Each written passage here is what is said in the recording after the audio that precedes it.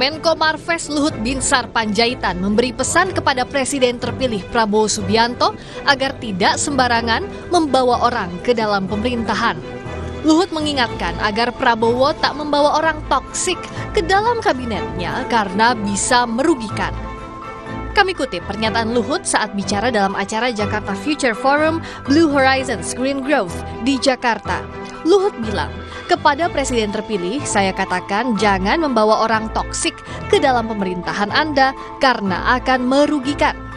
Wakil Ketua Umum Partai Gerindra Habibur Rahman menilai pernyataan Menko Marves Luhut Binsar Panjaitan tentang jangan membawa orang toksik dalam pemerintahan baru adalah sebuah nasihat seorang senior kepada juniornya. Meski menghargai pernyataan Luhut itu, Habibur Rahman menegaskan saat ini tidak ada elit politik yang memiliki sifat toksik. Habibur Rahman pun yakin Prabowo akan memilih orang-orang yang sejalan dengan pemikirannya. Menurut saya bahwa antara para menteri dengan presiden harus ada kesamaan visi. Ya, bagaimana pengelolaan negara yang maksimal supaya target-target kebangsaan terutama Indonesia Emas 2045 bisa tercapai. Jadi anggota kabinet Pak Prabowo ya adalah sosok-sosok yang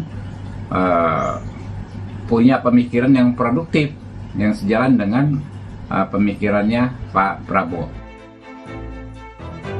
Sementara calon wakil presiden Pilpres 2024 yang juga Ketua Umum PKB Muhaimin Iskandar bilang, jika harapan agar kabinet di pemerintahan Prabowo tidak diisi orang toksik bukan hanya harapan Luhut.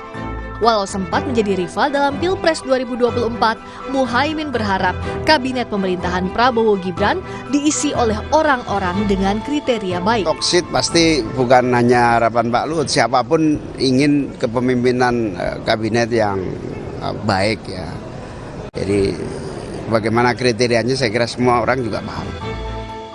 Direktur Eksekutif Lingkar Madani, Ray Rangkuti menilai pesan Luhut soal orang toksik di kabinet Prabowo sebagai bentuk cawe-cawe. Pak Jokowi tidak bisa membiarkan begitu saja, ya kabinet ini disusun ala Pak Prabowo gitu.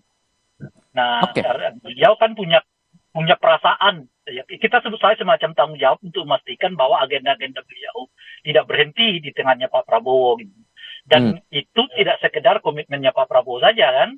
Tapi juga harus dilihat dalam konteks bahwa orang-orang Pak Jokowi, tanda kutip orang-orang itu, juga masuk di dalam kabinetnya Pak Jokowi. Meski sejumlah masukan sudah diberikan dari pendukungnya, Gerindra memastikan Prabowo lah yang akan menentukan menteri yang bakal duduk di kabinetnya.